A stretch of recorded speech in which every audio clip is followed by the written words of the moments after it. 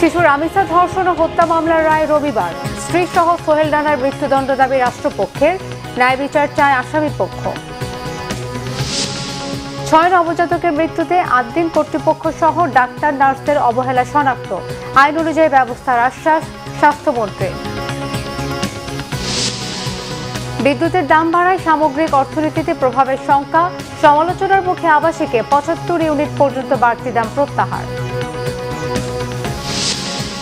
Doctor খলিলের জাতিসংঘের সভাপতি হওয়া বিশ্বমঞ্চে বাংলাদেশের গৌরব, মন্ত্রিসভার অভিনন্দন, পররাষ্ট্রমন্ত্রী পদেও থাকতে চান তিনি। দেখছিলেন ক্রাউন সিমেন্ট সংবাদ শিরোনাম।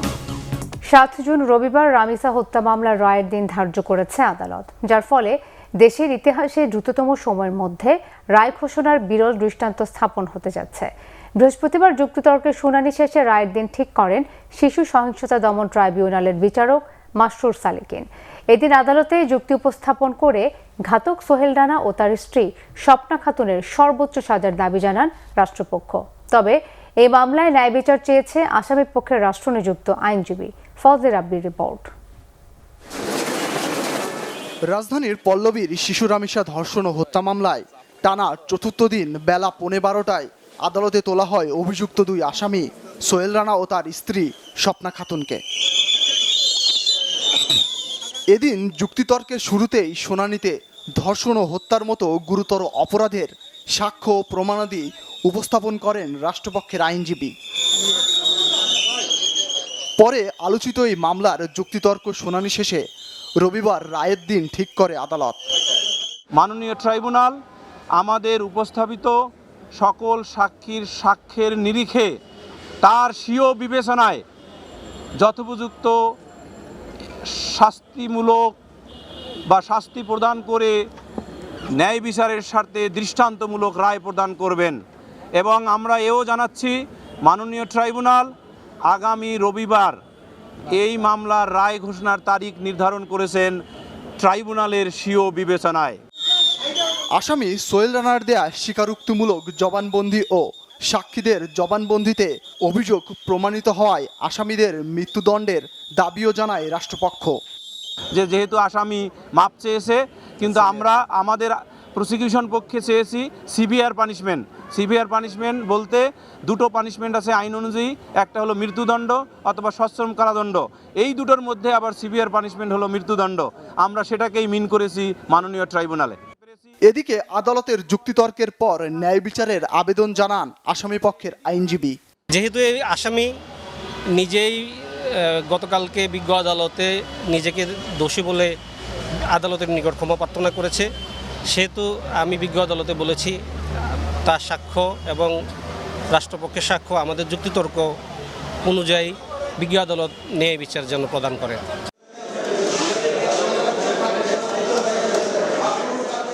মাত্র 5 কার্যদিবসেই শেষ হতে যাচ্ছে চাঞ্চল্যকর রামিসা হত্যা মামলার বিচার কাজ, যার মধ্য দিয়ে দেশের ইতিহাসে তৈরি হতে যাচ্ছে বিরল এক দৃষ্টান্ত। গত 19 মে রাজধানীর পল্লবীর একটি ফ্ল্যাটে ধর্ষণের পর নির্মমভাবে হত্যা করা হয় শিশু রামিসাকে। এই হত্যার বিচারের দাবিতে সোচ্চার হয়ে ওঠে রামিসার সহপাঠী সহ ওই এলাকার বিভিন্ন শিক্ষা প্রতিষ্ঠানের শিক্ষার্থী সহ সর্বস্তরের মানুষ। ফজলে রাব্বি, বাংলা ভিশন, ঢাকা।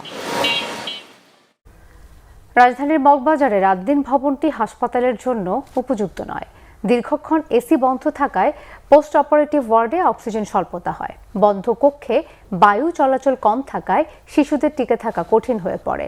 শিশুদের মৃত্যুতে চিকিৎসক, নার্স ও কর্তৃপক্ষের চরম অবহেলা ছিল, এমনটাই উঠে এসেছে স্বাস্থ্য মন্ত্রণালয়ের তদন্ত প্রতিবেদনে। তবে এত সব অভিযোগে অভিযুক্ত হাসপাতালটির বিরুদ্ধে কী ধরনের ব্যবস্থা নেওয়া হবে সে বিষয়ে স্পষ্ট করলেন না স্বাস্থ্য ও পরিবার কল্যাণ মন্ত্রী মোহাম্মদ সাখাওয়াত হোসেন।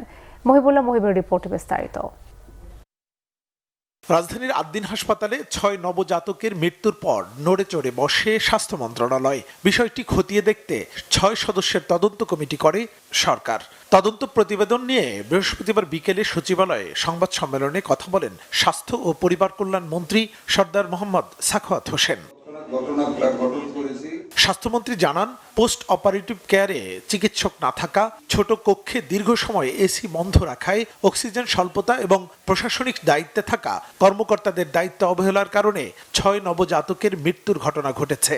তদন্ত কমিটির নিকট সংশ্লিষ্ট পোস্ট অপারেটিভ কক্ষ নম্বর 2 পরিদর্শন ও পর্যবেক্ষণ শেষে প্রতীয়মান হয় যে কক্ষটিতে দীর্ঘ সময় এসি বন্ধ থাকায় এবং স্বাভাবিক ভেন্টিলেশন কার্যক্রম না থাকায় প্রয়োজনীয় অক্সিজেনের মাত্রার ঘাটতি হয়েছে ও পক্ষান্তরে কার্বন ডাই অক্সাইডের পরিমাণ স্বাভাবিকের চেয়ে বেশি ছিল। দায়িত্বরত সকল সেবিকা, পরিচ্ছন্নতা কর্মী ও মৃত নবজাতকদের অভিভাবকগণের বক্তব্যে প্রমাণ পেয়েছে যে দায়িত্বরত সেবিকাদের দায়িত্বে চরম অবহেলা ও অসহযোগিতা ছিল। নবজাতকের আকস্মিক শারীরিক অবনতিশীল অবস্থায় হাসপাতালের সক্রিয় ইমার্জেন্সি মেডিকেল রেসপন্স ছিল না। অভিভাবকদের আহ্বানে সাড়া না দিয়ে সংশ্লিষ্ট নার্স কোনো চিকিৎসককে বিষয়টি অবহিত না করে কালক্ষেপণ করতে থাকে। এমনকি নবজাতকদের মৃত্যু রোধে প্রয়োজনীয় উপযুক্ত যথাযথ চিকিৎসার ব্যবস্থাও করা হয়নি। 6 নবজাতকের মৃত্যুর ঘটনায় হাসপাতাল কর্তৃপক্ষের অবহেলা স্পষ্ট প্রমাণিত হয়েছে তদন্ত প্রতিবেদনে। পাশাপাশি ভবনটি হাসপাতাল পরিচালনার জন্য উপযুক্ত নয় এমন তথ্য উঠে এসেছে তদন্ত প্রতিবেদনে। তাই বিদ্যমান আইন অনুযায়ী শাস্তি হবে বলেও জানান স্বাস্থ্যমন্ত্রী। 9 তলায় যে বেকারি করছে, এটা ওইখানে আমার একটা থাকে, এটা আমাদের কোনো অফিসের জানার কথা না, বিকজ এটা beyond the sea, beyond out of sight. আমার আত্মীয় বলেছে ওইখানে একটা বেকারি আছে, দেন আমি আমার ডিজিকে নিয়ে বলছি চলে যাই বেকারি আছে কিনা। তখন আমরা 8 তলায় গিয়ে খোঁজ পেলাম বেকারি এবং দাহ্য পদার্থে ভর্তি। আর যে আইনানুগ ব্যবস্থা গ্রহণ করতে যাচ্ছি, আমার দৃঢ় বিশ্বাস এই ধরনের সাহস আর কেউ পাবে না। এরকম বদ্ধ করে শিশু বা মানুষ রাখার সাহস আর কেউ পাবে বলে আমি বিশ্বাস করি না। 27 মে ভোর 6টা থেকে 9টার মধ্যে হাসপাতালটিতে চিকিৎসাধীন অবস্থায় 6 নবজাতকের মৃত্যু হয়। 28 মে এই ঘটনায় মামলা হয়, তবে এখনো কেউ গ্রেফতার হয়নি। মুহিবুল্লাহ মুহিব, বাংলা ভিশন, ঢাকা। বিদ্যুৎ ও জ্বালানি তেলের দাম বৃদ্ধির কারণে মূল্যস্ফীতি বাড়বে, উৎপাদন কমতে পারে শিল্প খাতে। ব্যবসায়ীরা বলছেন, খরচ বেড়ে যাওয়ায় সংকুচিত নীতিতে অগ্রাধিকার ভিত্তিতে পণ্য উৎপাদন করবেন তারা। অর্থনীতিবিদরা বলছেন, ভর্তুকি কমানোর নামে বাড়তি অর্থের বোঝা বহন করতে হবে ব্যবসায়ী ও সাধারণ মানুষকে। খরচের চাপ বেড়ে যাওয়ায় বিপর্যস্ত হবে শিল্প উৎপাদন ও জনজীবন। রিপোর্ট রিশান নাসরুল্লাহর। জনগণের ভোটে সংখ্যাগরিষ্ঠ আসন নিয়ে নির্বাচিত বিএনপি সরকার মেয়াদের 100 দিনের মধ্যেই 2 দফা বাড়িয়েছে জ্বালানি তেলের দাম। ভর্তুকি কমানোর নামে বিদ্যুতের দাম বাড়িয়েছে প্রায় 20%। অর্থনীতির হিসাব বলছে, বিদ্যুৎ জ্বালানির দাম বাড়লে খরচ বাড়ে প্রায় 40%। শিল্প উদ্যোক্তারা বলছেন, বাড়তি খরচের চাপ সামাল দিতে উৎপাদন কমাবেন তারা। বর্তমানে যে দাম হয়েছে এটা কিন্তু আমাদের একটা চ্যালেঞ্জ হিসেবে গ্রহণ করতে হবে। অলরেডি আমাদের প্রায় 30% অগ্রগতি কমে গেছে, অর্থনৈতিক অগ্রগতি কমে গেছে এবং এখানে একটা বিরাট চ্যালেঞ্জ হবে। এখন আমরা সিলেক্টিভ প্রোডাক্টিভিটি থাকবো, অর্থাৎ যে সমস্ত প্রোডাক্টিভিটি আমাদের জন্য বেশি জরুরি সেগুলোতে আমাদের গুরুত্ব দিতে হবে এবং সেভাবে সরকারকে এনার্জি অ্যালোকেশন করতে হবে, এছাড়া কোনো উপায় নেই। অর্থনীতিবিদরা বলছেন, সরকার মূল্যস্ফীতির লাগাম টানার ঘোষণা দিলেও বিদ্যুৎ জ্বালানির দাম বৃদ্ধিতে সূচক পৌঁছাবে 2 সংখ্যার ঘরে। ফলে বিপর্যস্ত হবে বিনিয়োগ, জনজীবন ও শিল্প উৎপাদন। হাউসহোল্ড লেভেলে এই শিল্প কারখানা, কলকারখানার ক্ষেত্রে, বিনিয়োগের ক্ষেত্রে একটা প্রভাব পড়বে। মূল্যস্ফীতি অলরেডি বেশি, এটা আরও মূল্যস্ফীতির জন্য আপনার বাড়বে। এবং অলরেডি আপনার এই যে এপ্রিল মাসের যে মূল্যস্ফীতি, সেটা কিন্তু driven by non food inflation. Food inflation বেশি, নন ফুড অর্থাৎ এখানে জ্বালানির দামটা কিন্তু প্রভাব ফেলেছে। সুতরাং এটা একটা মূল্যস্ফীতির উপরে চাপ ফেললে সকলেই ক্ষতিগ্রস্ত হবে, including business community, private sector. এখন যে পথটা ধরেছে বিদ্যুৎ ভর্তুকি কমাতে গিয়ে, যে তেলের দাম, গ্যাসের দাম, বিদ্যুতের দাম বাড়ানো, এটা অর্থনীতি ব্যাপকভাবে এই মূল্যস্ফীতির অবস্থা পড়বে, জনগণের জীবনযাত্রার ব্যয় বাড়বে, প্রকৃত আয় কমবে। এবং এটা তো এই যে সরকারি বেতন স্কেল বাড়ানো হবে, সরকারি বেতন স্কেলে জনগণের একটা ক্ষুদ্র অংশের বেতনটা বাড়বে, কিন্তু বাকি অংশ কিন্তু এই যে এই বিভিন্ন ভর্তুকি কমাতে গিয়ে যে মূল্যস্ফীতি হবে সেটা শিকার হবে ব্যাপক সংখ্যক মানুষ। তো সুতরাং এই বিষয়গুলো, এই যে বিভিন্ন একটার সাথে আরেকটা সম্পর্ক, এগুলো তো সরকারকে বিবেচনা করতে হবে। শুধু IMF-এর পরামর্শ বা IMF-এর সুপারিশ কিংবা IMF-এর ভয় এগুলি দিয়ে চললে তো হবে না। এর আগে বিএনপি সরকার দায়িত্ব নেওয়ার পর আগামী 2 বছরের মধ্যে বিদ্যুৎ জ্বালানির দাম না বাড়ানোর ঘোষণা দিয়েছিল। তবে বৈশ্বিক পরিস্থিতি ও IMF এর চাপে মাত্র 3 মাসের মধ্যেই সে প্রতিশ্রুতি থেকে সরে আসলো তারেক রহমানের সরকার। Rishad Nasrullah, Banglavision, Dhaka. Centre for policy dialogue CPD মনে করে অর্থনীতি স্বাভাবিক অবস্থায় ফিরতে আরও সময় প্রয়োজন। গ্যাস বিদ্যুতের দাম বৃদ্ধিতে মানুষের জীবনযাত্রার পাশাপাশি সামষ্টিক অর্থনীতিতেও প্রভাব ফেলছে। বাজেটে ঘাটতি ব্যবস্থাপনায় কৌশল বের করারও পরামর্শ দিয়েছে সিপিডি। গবেষণা প্রতিষ্ঠানটির মতে সরকারি চাকরিজীবীদের নবম পে স্কেল মূল্যস্ফীতির উপর চাপ বাড়াবে। রাজধানীতে সিপিডি কার্যালয়ে চলতি অর্থ বছরে বাংলাদেশ অর্থনীতির বহুমাত্রিক চ্যালেঞ্জ বিষয়ক ব্রিফিংয়ের আয়োজন করা হয়। এ সময় সিপিডি নির্বাহী পরিচালক ডক্টর ফাহমিদা খাতুন বলেন, রাজস্ব বাড়াতে নতুন নতুন ক্ষেত্র তৈরিতে সরকারের পরিকল্পনা ইতিবাচক, তবে রাজস্ব ঘাটতি পূরণে সরকারের কৌশল প্রণয়নও একই সাথে জরুরি। দেশের ব্যাংকগুলোর স্বাস্থ্য ভালো হয়েছে মনে করার কোনো কারণ নেই বলে মন্তব্য করেন ডক্টর ফাহমিদা খাতুন।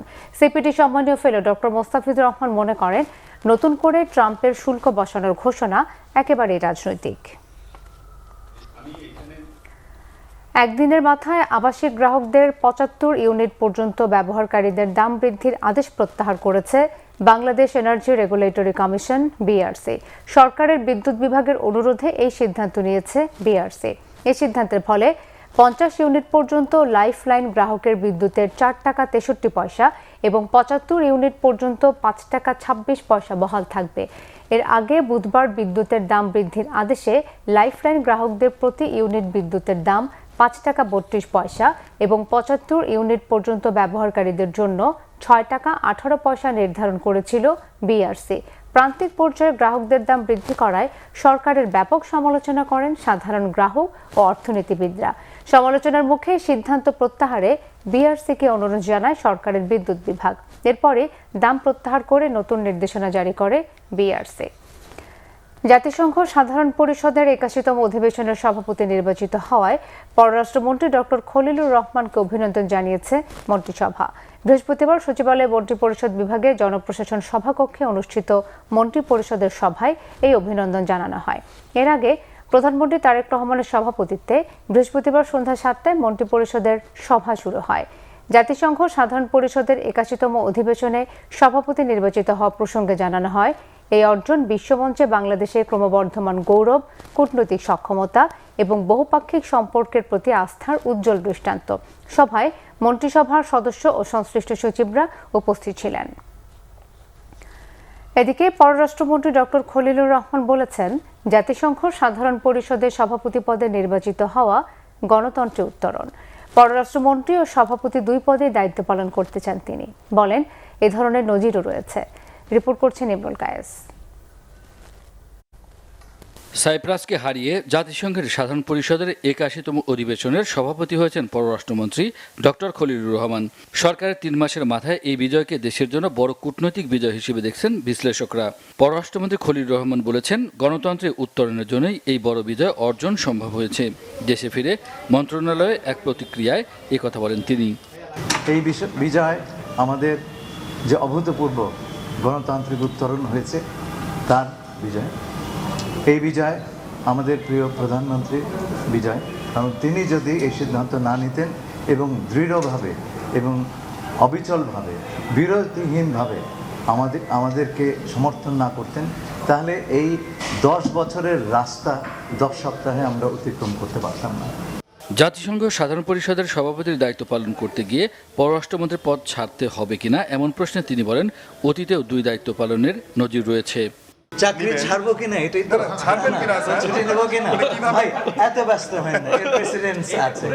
আজকে থেকে 40 বছর আগে জনাব হুমায়ুন রশিদ চৌধুরী সাহেব, আমাদের প্রাক্তন পররাষ্ট্রমন্ত্রী, এই জাতিসংঘের সাধারণ পরিষদের সভাপতি নির্বাচিত হয়েছিলেন। I was his private secretary, right, এবং তার সঙ্গে আমরা কাজ করেছি। উনি 2 পদেই পূর্ণকালীনভাবে কাজ করতে পেরেছেন। সেই সময় সেটা ইন্টারনেট পূর্ব যুগ ছিল। আজকে কিন্তু আপনি সিজলেসলি 2টো কাজ করতে পারেন। এদিকে যুক্তরাষ্ট্র থেকে বৃহস্পতিবার সকালেই দেশে ফিরেছেন পররাষ্ট্রমন্ত্রী ডক্টর খলিলুর রহমান। পরে পররাষ্ট্র মন্ত্রণালয়ের কর্মকর্তাদের সাথে শুভেচ্ছা বিনিময় করেন তিনি। ইমরুল কায়েস, বাংলা ভিশন, ঢাকা। স্থানীয় সরকার মন্ত্রী ও বিএনপি মহাসচিব মির্জা ফখরুল ইসলাম আলমগীর বলেছেন, বিএনপির উদার গণতান্ত্রিক নীতির কাছেই নির্বাচনে পরাজিত হয়েছে জামাত। তিনি বলেন, সরকার পরিচালনায় জিয়ার প্রতিচ্ছবি তারেক রহমান। শহীদ রাষ্ট্রপতি জিয়াউর রহমানের ৪৫তম শাহাদাত বার্ষিকী উপলক্ষে বর্তমান প্রেক্ষাপটে জিয়াউর রহমানের স্বাধীন নির্জোট কূটনীতি নিয়ে আলোচনার আয়োজন করে press institute of Bangladesh PIB. এতে স্থানীয় সরকার মন্ত্রী মির্জা ফখরুল ইসলাম আলমগীর বলেন, সব দলমতের মানুষকে নিয়ে রিকনসিলিয়েশন করেছিলেন শহীদ জিয়া। বাংলাদেশকে কারো শত্রু বানাতে চাননি তিনি। এখনও আধিপত্যের বাইরে প্রভাবমুক্ত থাকতে চায় বাংলাদেশ। আলোচনায় তথ্যমন্ত্রী জহিরুদ্দিন স্বপন বলেন, শহীদ রাষ্ট্রপতি জিয়ার পররাষ্ট্রনীতি ছিল সবার সাথে বন্ধুত্বপূর্ণ। বর্তমান সরকারও এই নীতি অনুসরণ করছে জানিয়ে তিনি বলেন, জিয়ার দেখানো পথেই হাঁটতে চায় বর্তমান সরকার। আলোচনায় বিশিষ্টজনরা বলেন, মাত্র অল্প কিছুদিনের শাসনে জিয়াউর রহমান দেশকে অনন্য উচ্চতায় নিয়ে গিয়েছিলেন। টাকা ছিল না, কিন্তু সামরিক বাহিনীকে শক্তিশালী করেছিলেন বিভিন্ন রাষ্ট্রের সাথে সম্পর্ক উন্নয়ন করে। আমাদের বুদ্ধিজীবীরা পত্রপত্রিকা মিডিয়াতে একটা হাইপ উঠিয়ে দিয়েছিল যে এখানে জামাতে ইসলাম ক্ষমতায় চলে যাচ্ছে, তারা ভোট সবচেয়ে বেশি ভোট পেয়ে তারা নির্বাচনে জয়লাভ করবে। অথচ দেখেন, মানুষ কিন্তু ভুল করলো না, মানুষ কিন্তু ঠিকই তাদেরকে বাদ দিয়ে দিল, দিয়ে বিএনপিকে বেছে নিল। কেন? কারণ বিএনপি প্রতিনিধিত্ব করে একটা উদার গণতান্ত্রিক রাজনীতি। আমরা এখানে অন্য কোনো বিভাজন সৃষ্টি করতে চাই না। বাংলাদেশ যে কারণে সৃষ্টি হয়েছে সে কারণেই আমরা আরো জোর দিয়ে আমরা সেই দেশকে প্রতিষ্ঠিত করতে চাই। মানুষ কখনো সেখান থেকে সরে যায়নি, তারা বাংলাদেশকে হেফাজত করার জন্য সব সময় উঠে দাঁড়িয়েছে। যেমন জুলাইয়ে ২৪শে আবার উঠে দাঁড়িয়েছে এবং বাংলাদেশকে আবার নতুন করে একটা শুরু করবার সুযোগ সৃষ্টি করে দিয়েছে। ১৮ কোটি মানুষের খাদ্য নিরাপত্তা নিশ্চিতে কৃষি মূল ভরসা হলেও বরাবরই উপেক্ষিত কৃষিখাত। প্রতি বছর টাকার অঙ্কে বাজেট বাড়লেও মোট বাজেটের তুলনায় বরাদ্দ নেমেছে ৬% ঘরে।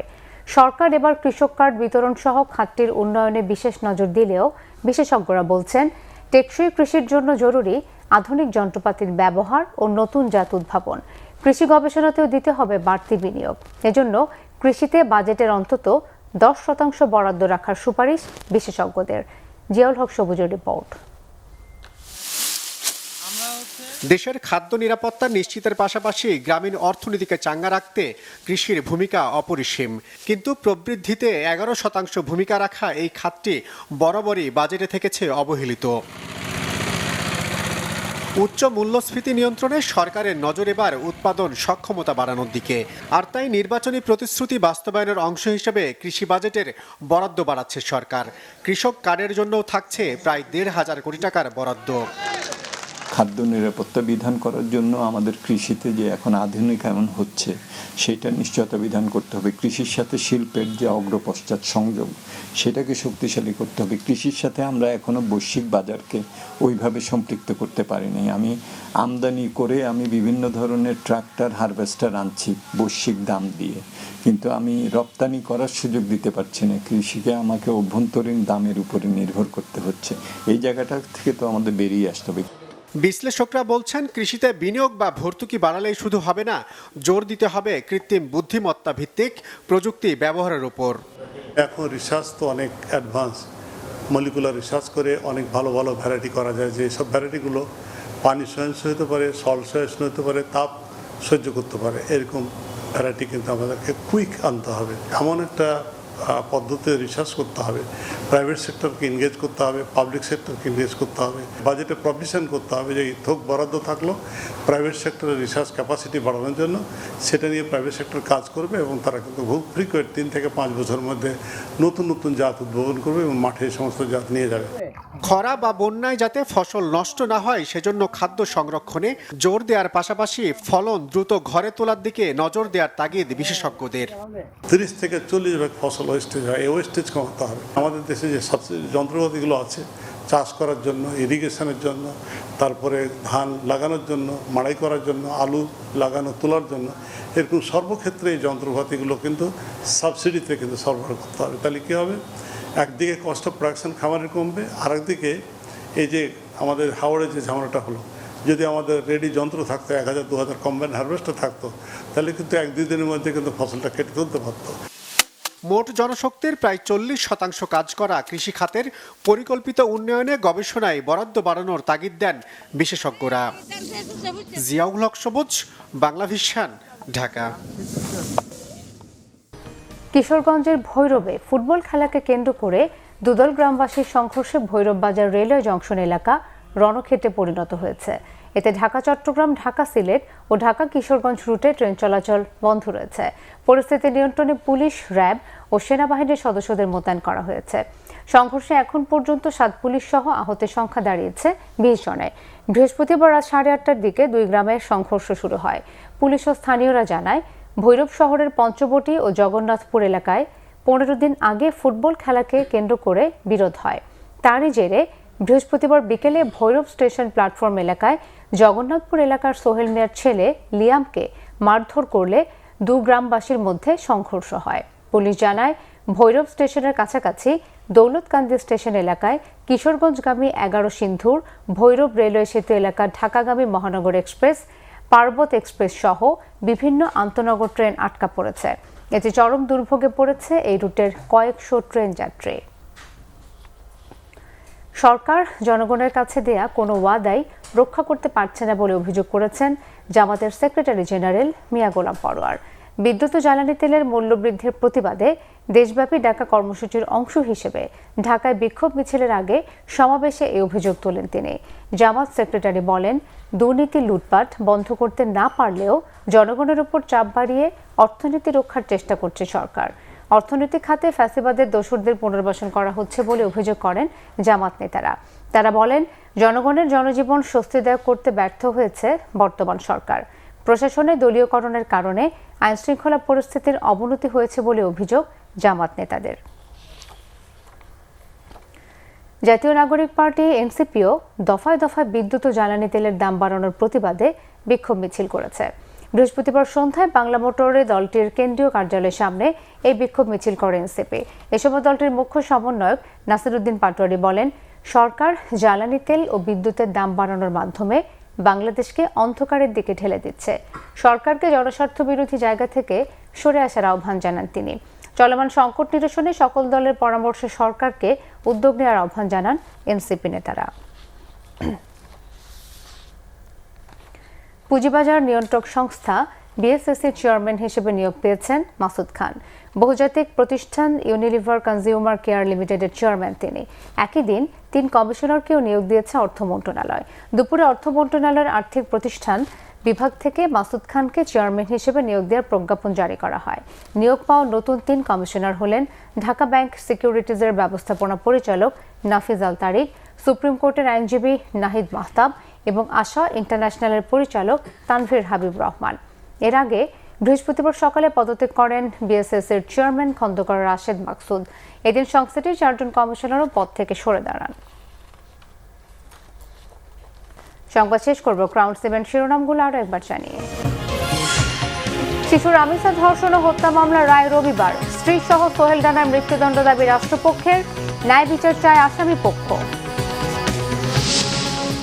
6 নবজাতকের মৃত্যুতে 8 দিন কর্তৃপক্ষ সহ ডাক্তার নার্সদের অবহেলা শনাক্ত। আইন অনুযায়ী ব্যবস্থার আশ্বাস স্বাস্থ্যমন্ত্রীর। বিদ্যুতের দাম বাড়ায় সামগ্রিক অর্থনীতিতে প্রভাবের শঙ্কা। সমালোচনার মুখে আবাসিকে 75 ইউনিট পর্যন্ত বাড়তি দাম প্রত্যাহার। ডক্টর খলিলের জাতিসংঘের সভাপতি হওয়া বিশ্বমঞ্চে বাংলাদেশের গৌরব, মন্ত্রিসভার অভিনন্দন। পররাষ্ট্রমন্ত্রী পদেও থাকতে চান তিনি। এই ছিল এখনকার মতো। পরের সংবাদ সকাল 7:30টায় দেখার আমন্ত্রণ রইল। এতক্ষণ সাথে থাকার ধন্যবাদ সবাইকে।